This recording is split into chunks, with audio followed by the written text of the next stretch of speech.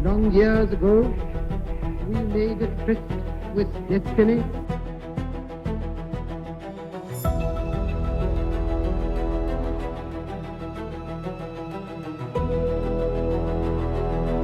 सत्ता का खेल तो चलेगा, सरकारें आएंगी जाएंगी, पार्टियां बनेगी बिगड़ेंगी, मगर ये देश रहना चाहिए, इस देश का लोकतंत्र अमर रहना चाहिए।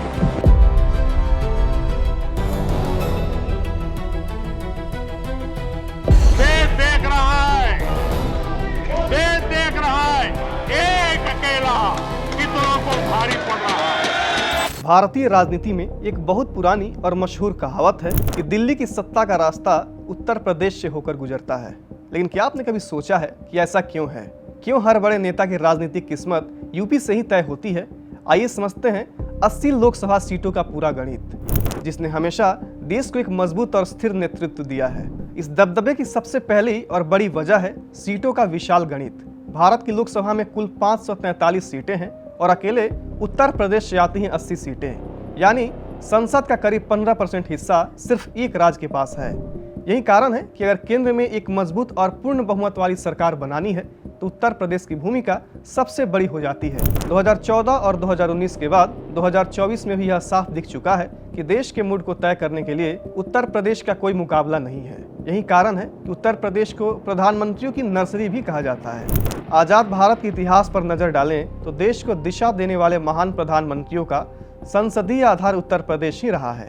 पंडित जवाहरलाल नेहरू, लाल बहादुर शास्त्री, इंदिरा गांधी और आधुनिक भारत के निर्माता अटल बिहारी वाजपेयी से लेकर वर्तमान प्रधानमंत्री नरेंद्र मोदी तक, इन सभी को उत्तर प्रदेश की जनता ने अपना भरपूर आशीर्वाद दिया है।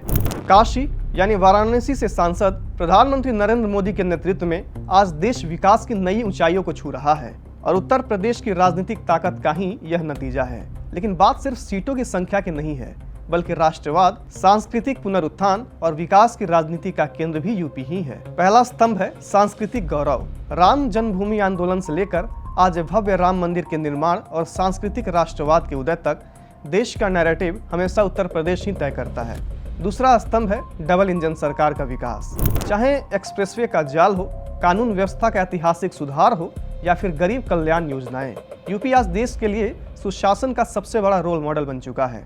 अगर हम पूरे हिंदी हार्टलैंड यानी हिंदी भाषी बेल्ट को देखें, जिसमें यूपी, बिहार, मध्य प्रदेश और राजस्थान जैसे राज्य शामिल हैं, तो यह करीब 214 सीटों का एक महारण क्षेत्र बन जाता है। इस पूरे इलाके में करीब 45 करोड़ मतदाता हैं। यह वह जागरूक मतदाता हैं जो जानते हैं कि देश को एक सुरक्षित, समृद्ध और शक्तिशाली राष्ट्र बनाने के लिए किस सोच के साथ आगे बढ़ना है। साफ है, चाहे देश की सुरक्षा की बात हो या आर्थिक महाशक्ति बनने का सपना, उत्तर प्रदेश की उपेक्षा करके कोई भी राजनीतिक दल दिल्ली की गद्दी का सपना नहीं देख सकता।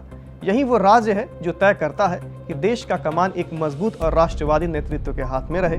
आपको क्या लगता है, डबल इंजन सरकार के इस दौर में उत्तर प्रदेश देश को विकास की किस ऊंचाइयों पर ले जाएगा? कमेंट सेक्शन में अपनी राय जरूर दें। वीडियो पसंद आया तो लाइक करें और चैनल को सब्सक्राइब करना ना भूलें। धन्यवाद।